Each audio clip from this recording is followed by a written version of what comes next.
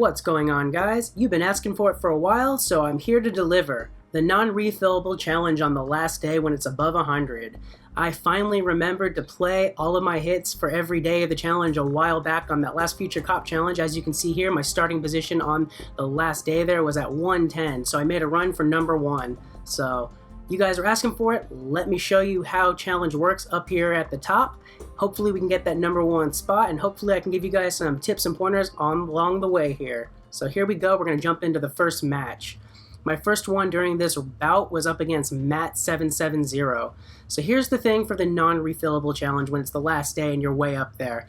My main goal here was to try and just get +2s and wins. Like on the last day, if you try to get greedy and go for those +3s, you're going to have a bad time. RNG can bone you and you can take that loss, which a loss is really bad. That's -3. That can ruin scores. So that's why you see me leaving holes in the wall here and taking that direct damage. The thing about the non-refillable challenge is that it heavily factors in your actual card health versus your hero health. It's weighted more to have your cards at full HP versus your hero to try to get a higher score towards those +2s. So that's what I'm going for here when I'm setting this up. So when I did this first hit, it looks like I was still using my Rumble deck there for the Jose Servos for the heals. It's a pretty risky move to use that for the last day of challenges because there's not a lot of power behind it. To get the wins, you need power. So it was a risky move. It looks like the way I played this, though, it worked out pretty well, setting up that combo in slot 1. I do have the heal from it, which is helping me out a bit there to keep the HP up on the Viking. And since the Viking does have Craze, it had a bit of power behind it. So in this instance, it was working out. But after this match, you'll see I'm going to be switching my deck up to my Secret Fight Club deck that I had at the time for a Viking Peter deck to have nothing but raw power to get those wins for those hopefully all +2s. Because like I said, if you go for +3s on that last day, you're going to have a bad time. Like the only time I will ever specifically go for a +3 is if I see like an opportunity in the moment, like a moment of opportunity there where I see like, oh crap, the AI set me up for that +3. But other than that, if it doesn't give me that ideal kind of situation right off the bat, I immediately just go, okay, how can I get the win with all of my cards at pretty much full HP or near full HP? And you'll see that play into a factor here on my future hits. But yeah, so far, as you can see, as this first match has been going, I've been pretty much building up that power wall I have there. The heal has been helping me out this time around, but I am building up power cards there. The Viking pre-combo has been doing pretty good. I threw that Time for Hard Liquor out earlier. I'm making another Jose to get the other heals here, because that's how this deck that I'm playing with in this match was designed. But I'm going heavy on that to try to maximize my card health.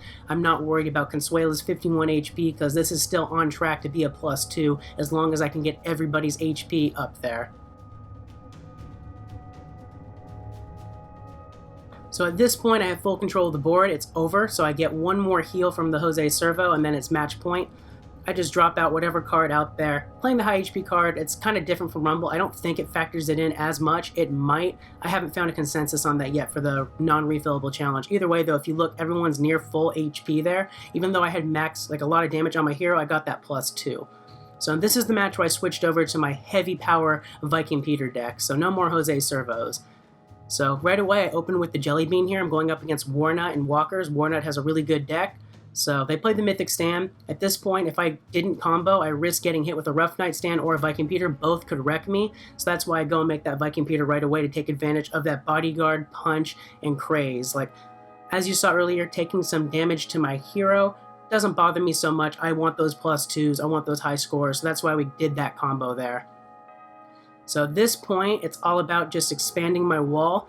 That's why I used the October Brew. If you look, it has 9 wall built into it, so it can block a bit of damage there. It's going to motivate Viking to do more to end this quicker, and it does have Leech built into it, so I can try to use that to get more HP back on the field.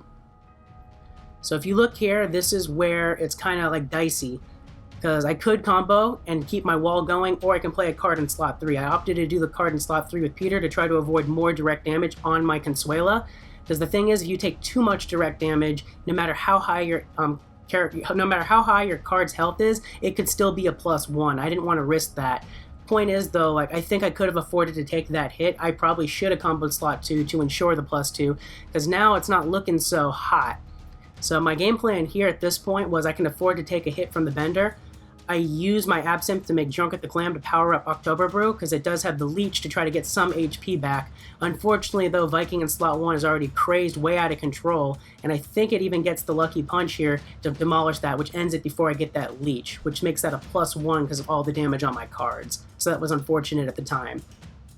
The third match, it was up against Gozozu, opened with the Bullock. So this was kind of a crappy opening hand. I do have my Absinthe, which can combo with my Peter, but it's not an ideal combo to make in slot 1. So that's why I play my Viking Peter pre-combo instead. I can set up that combo with Peter in slot 2 for the Drunk at the Clam to motivate the Viking. So that's why I went with that route. Slewback also makes that combo too. I decided to play Peter first for the wall to minimize incoming damage from their Peter. And I do have the Bodyguard on the Viking, so I am blocking that bomb damage as well. And then for those newer to the game wondering why I'm getting some of these random extra punches and my health is going back up, the active BGE at the time, which is Battleground Effect, the current Battleground Effect at the time of the recording of this was for Drunk, where all Drunk cards got additional punch added to them, and they also leached for a percentage of their, I think it was their attack that they got, so that's why you're seeing the health get leached back up for my Drunk cards there. That's also a factor I take into account when I'm playing Peters on the field as well, because Peter is a Drunk character, so he benefits from that Battleground Effect during the Drunk bonus. Anyways, as you see there, the reason I didn't combo right away for Peter there is because Peter, as I just mentioned, is Drunk. He was getting all the bonuses. I could play the October Brown, no problem. I had Bodyguard set up fine with Viking in slot 1, so I felt safe doing that. At this point, I do make the Drunk at the Clam there to buff my Viking a little bit more. It gives a wall onto Drunk at the Clam, and then on top of that, it's going to motivate October Brow so it can start breaking through walls and stuff to get that leech on that Peter. So if you look here, it was actually shaping up to be a pretty good track to be a +3 there, but then they made their Viking Peter combo. That's what kind of derailed this one from being a +3. So this is what I was kind of talking about earlier. If the opportunity presents itself on the last day, I will definitely go for that kill for that +3, but unfortunately it didn't quite work out there, so I just make Hangover Nightmare as a good hard counter to their Viking. It has the Hijack to counteract the Craze, but more importantly it has Leech to get my health back up, because at this point it's all about maintaining my card's HP on the field as high as possible. My hero's HP for Consuelo is already at full, so as long as my card HP is way up there, it's going to be a guaranteed +2. And it is over this turn, so I can throw out whatever. I think I do go with the Absinthe because it is high HP, but once again, I still haven't reached a consensus on whether or not that actually impacts it in challenges as much as it does for Rumbles. So if anyone has an answer to that, or if they know for sure from the coding, by all means let me know in the comments, but I haven't seen proof otherwise yet. Next matchup was up against Furious Dave from Supa. He opened with the Jose Servo, so this was another kind of crappy opening hand, no items. I did have my Peters, my Time for Hard Liquor, and my Brian statues though. So I had a few options. I decided to lead Time for Hard Liquor at the time because it still was Drunk, it could Craze, and it had Cripple All to help me try to mitigate some damage. At this point though, I do still need to expand out, so that's why I did Brian Statue versus setting up a combo, because they can still keep building a wall on me. Brian Statue did have the Bodyguard, which helps against the punches, and the gas from Eugene, and it had the 12 wall to kind of keep it alive. Plus the 8 Motivate was nice because I do need to start getting the attack of Time for Hard Liquor up. Normally if I lead with a pre-combo, I usually am against it, but if I do lead with one, I like to try to buff them up with Motivate a bit so they can hit a bit harder out the gate to try to almost match the strength of a real combo. So at this point, I can play my Peter out here because I have cards to combo. I lead with Peter over the item because I do need a hard-hitting thing, so my Viking Peter would be most welcome in this situation. And on top of that, Peter is Drunk by himself, he gets the bonuses, and he has 8 wall built into him innately, so that's helping block some of the damage on him. Because once again, the point of this is for me to maintain my card's HP to try to make these +2s if I can, though if the opportunity did present itself, I would go for the +3. At this point, nothing on his field is dropping. I could keep trying to expand the health wall if I want. It is risky, but Peter does have the wall, so I have options. I think I played the Brian statue down there because I was feeling the risk here because I needed to come back from that +1 earlier, so that's why we dropped that instead of going for the hard combo. Brian statue will be blocking most of the Jelly Bean. It's giving me more motivate to the Peter. Peter will be leeching himself back up since he is a Drunk card, so I was feeling confident in that decision for why I made that move. And I do have the Cripple All from Time for Hard Liquor in slot 1, which was nice. There goes a hole in their wall too, so that was also working for me pretty well. So at this point, unfortunately, they made a Jose Servo combo. That's going to be punching for a lot of damage. Luckily, everything is being bodyguarded the way I have it set up by 11, so that's blocking a little bit less than half of the punches. It's not ideal, but it was something. At this point, though, they have a hole in their wall. I do need to combo. I decide to go Viking over the Drunk of the Clan because this gives me a bit more bodyguard to block even more of the punches, which is very necessary at that point. I have Craze to get a powerhouse going, and I have a lot of punch of my own to try to demolish more of the walls here. Because at this point, I need this match to end, and I need to somehow get my card's HP up there if I can. So they play another Jose Servo PC on me. A lot of high HP cards, as you can see, at this level of play for the non-refillable challenge. So some pretty intense fights trying to get it up. My cards aren't terrible, but they're not too hot either right now with their HP. I dropped the Jelly Bean in case I need to set up another hard-hitting Viking Peter in that slot, or if I draw a healer combo like Leela or something, I could potentially do that to set up a heal if I get some heals on there to bust up my HP. But if you look at all the holes in the walls I made there, it would end before it even got over there. So here's something I do think does matter. I think for the non-refillable challenges, it does take into account your HP pool overall on the field. What it might not register is the overall HP for that last card you play like it does on Rumble. So that might not be taken into account. Once again, I'm still iffy on the non-refillable challenge. It's its own kind of beast because they weight the way it grades you on the score a little bit different from Rumble.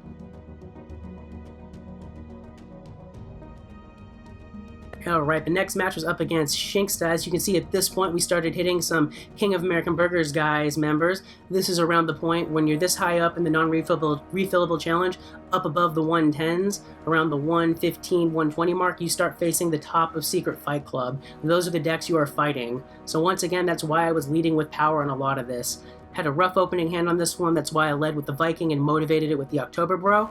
I also have my Leela there, so I can set up the Drunk Leela combo for some heals and just maintain that one wall that I have, which I think that's exactly what I do, too.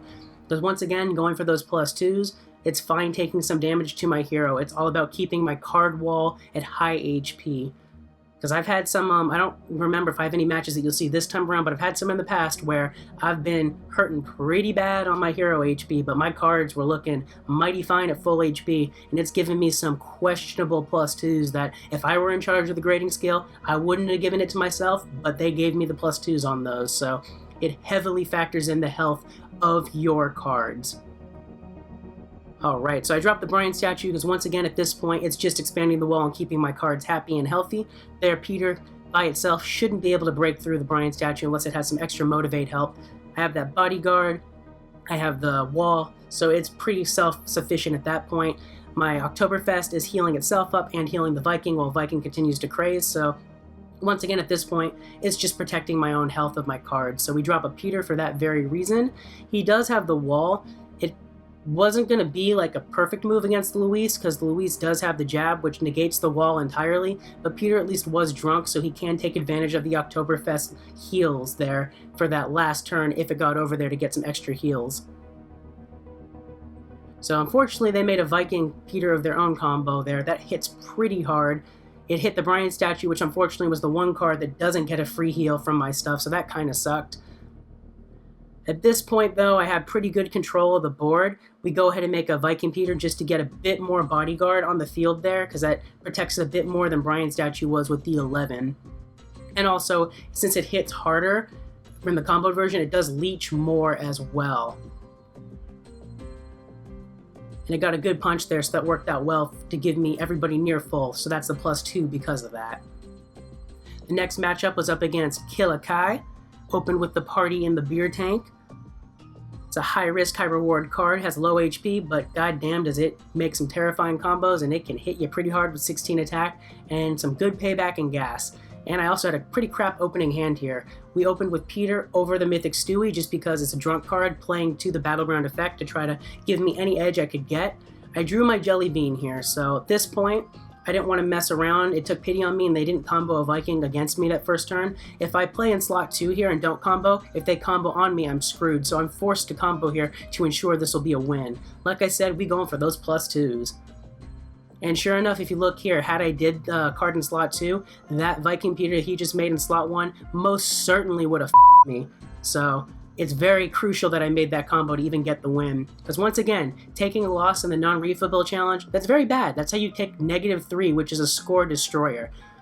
Fun pro tip, if you are ever in a situation where you cannot win the match in the non-refillable challenge, there's like no way you could win that match, you're gonna lose for sure, go ahead and just click the forfeit button in the top left corner there, that little white flag. If you forfeit the match, it's only -2 versus the -3 you would take for losing.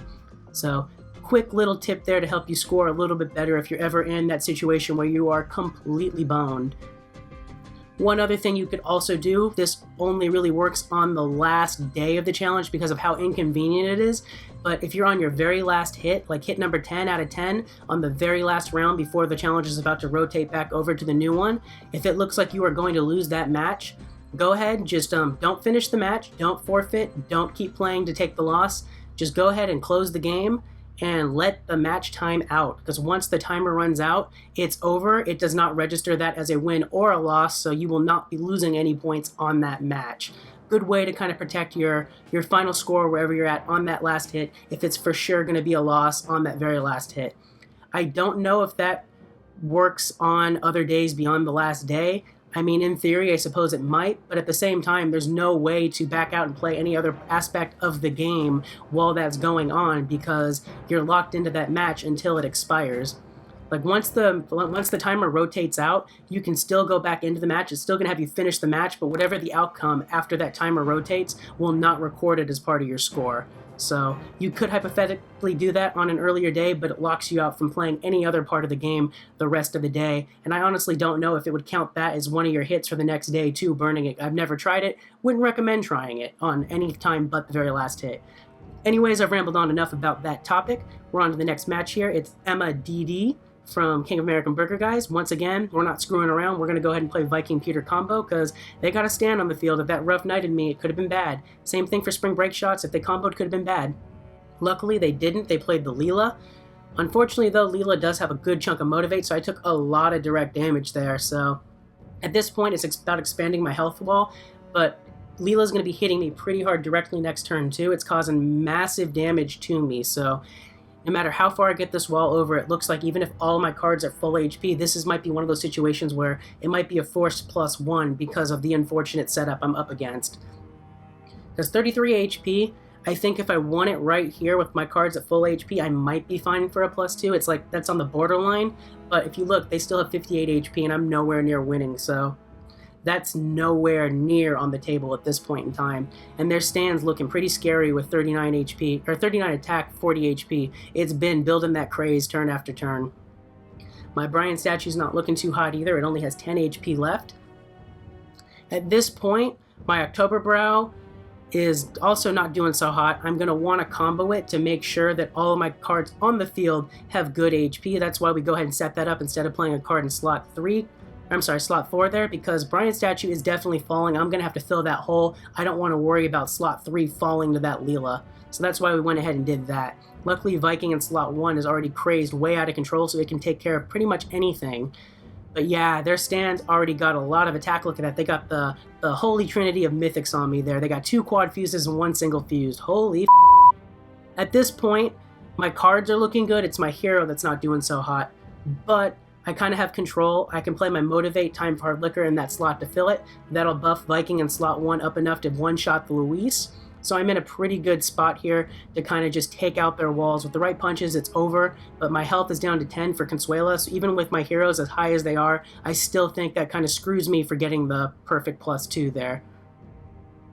I shouldn't say perfect +2. Perfect would be +3. I'm just aiming for +2s at this point. I play a high HP card there. Everyone is at full health or near full health. The Viking in slot 3 is pretty damn near close, but like I said, Consuela's way down there. There's no way I'm justified a +2 on that. Next match is up against Timothy. Drops the Pawtucket, so I have options here. This is one of those situations where I see an opportunity to potentially get a +3 because I know what combos Pawtucket can make. I don't feel as threatened by it, so I open with my Jelly Bean here. They play a personalized beer mug on the field. I can hijack that Motivate, and because I know what combos both of those can make, I don't feel too threatened by what they can hit me with, so I'm willing to play a little bit riskier here. I dropped the Viking Peter in there because I do have the the bodyguard there to block the punches and bombs. It can craze, and I do have a Stewie to set up my booty shaking drunk, which can really buff up that Viking no problem from slot 1, which is what I do in this situation, because they made drunk fry, but once again I knew that was a potential for that card. I wasn't too worried, because if you look at my mythic booty shaking, crap ton of motivate, crap ton of cheer, and it's got the bomb, so I'm actually able to one-shot that drunk fry no problem. The only thing that would have been better is if my Viking Peter would have punched the Pawtucket, taking that out too, demolishing the whole wall. That would have been great. Anyways, at this point, I have a pretty good setup. I dropped my party in the beer tank because it does have a potential heal to drunk cards. Unfortunately, with what a powerhouse I have out there with booty shaking, it will never get over there to get the heal off, but that was my thinking at the time to do that. Alright, and the next matchup was up against Josh from Walkers. Josh is an officer in Walkers, has a really good deck, so this was a really fun match. I opened with the Jelly Bean. Josh played the Jose Servo. So at this point, I also was in a good spot to kind of play it risky. I have my Leela there to create a healer in slot 1. That's why we went with Viking. This is where it gets scary, though. Watch what happens. RNG was playing some pranks on me. They dropped their Oktoberfest Leela combo. That was some scary shit right there, because it gets first hit on me, and it has payback. And if you look, Jose Servo was determined to punch me into oblivion, so this is where it got scary. My only options really are making my own Oktoberfest for the Leech. Luckily mine, they're pretty much the same. We're making the same ones, but one thing that works for me is I can potentially get a punch from my Viking Peter. I could make booty shaking, but that wouldn't last beyond one turn with its payback. I'm forced to make that Oktoberfest in hopes that I can outlive his. Luckily, I do get a Leech here, but yeah, it's a kind of a scary situation I was in there. Not gonna lie, it was an oh my god, gonna shit my pants out of fear situation. Because this was the one match at this point that could have been a loss because of that. So basically, it's gonna be my Oktoberfest versus his, trading blows back and back. My Viking Peter's fine how it is, because Oktoberfest will be healing it. I can play my Peter or my Stewie. Peter would be a good one because he's drunk and he has the wall, but I opted for Stewie in the situation because I was terrified of losing my Oktoberfest. I couldn't afford to lose her if I wanted to win. So I played Stewie in the hopes that I have the shield all there to try to protect my Oktoberfest a bit more. And Stewie does have some punch as well as leech, so he's kind of self-sufficient for a little bit.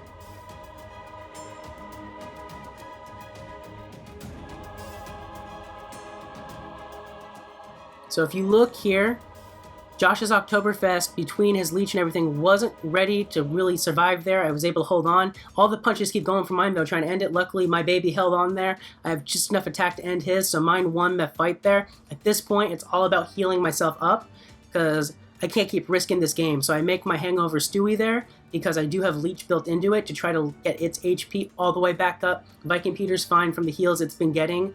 And then Oktoberfest, and my slot 1 for me can just keep leeching to get back up to full all on her own. So I do take some direct damage here from the Time for Hard Liquor. I mean, one could argue I probably could have expanded a Peter over there to try to make this a +3, but I wasn't feeling confident on the off chance that they comboed their Jelly Bean, because my Oktoberfest wasn't looking good at the time. I was trying to play this safe to ensure the +2 at this point. So at this point, we go ahead and drop the Peter now, because since it is drunk and has the wall, it can get healed up from my Oktoberfest. It's all about healing up all of my cards on the field to full health or near full to make this a +2. So we're trying to come back from the brink of destruction there. So luckily Josh's AI has been taking pity on me there, not comboing anything. A Jose Servo's punch would have kind of sucked a bit for extra damage on me, but it's working out. The one thing that kind of sucked there, Oktoberfest demolished that thing of payback, so I'm not going to get a leech from her, but I do get the heals on Peter and Hungover Stewie, which, honestly, I'm happy with the heals too.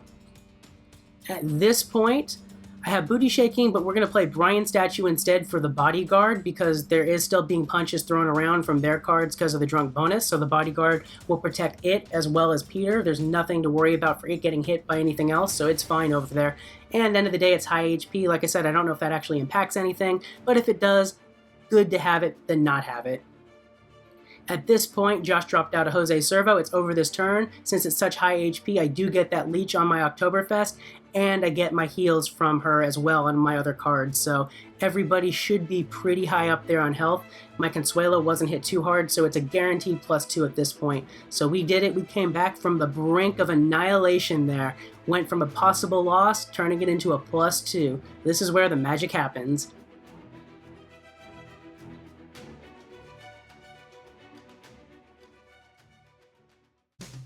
Alright, and this was my final hit of the challenge there, up against Matthew from Supa.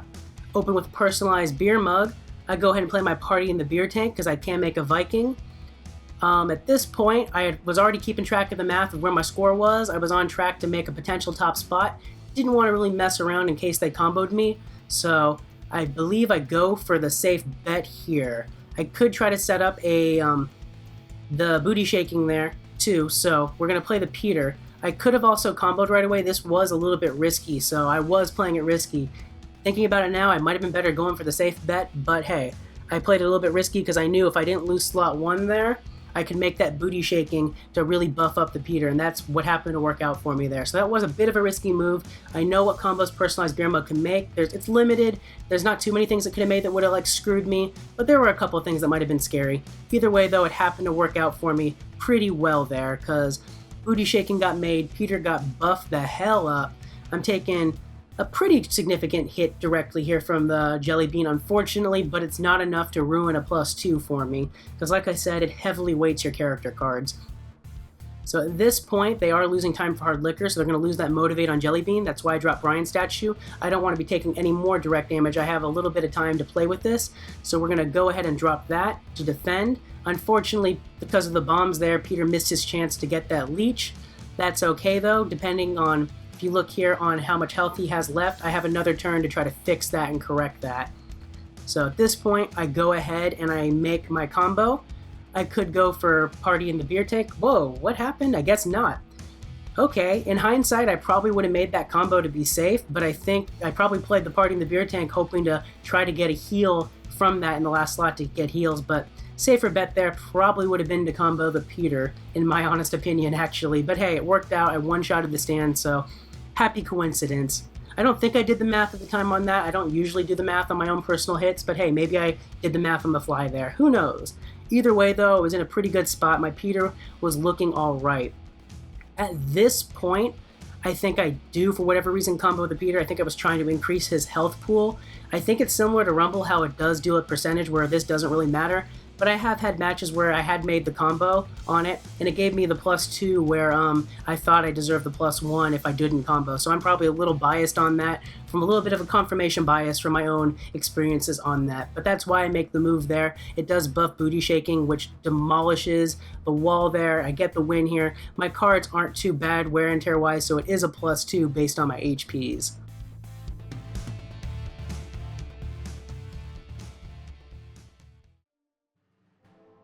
And that was it for all of my hits during that non-refillable challenge. As you can see here, I ended at 128. At the time of recording it, there was still just under 3.5 hours left in it. 128 was tying for second place, so a couple of those +1s kind of screwed me out of tying for first or just taking it. But at the time, I was tied for second. It was all about waiting to see if that was able to hold. And as you can see here, it did hold. I was able to finish at rank number 2 there for that non-refillable challenge at 128. So let's go ahead and claim these rewards.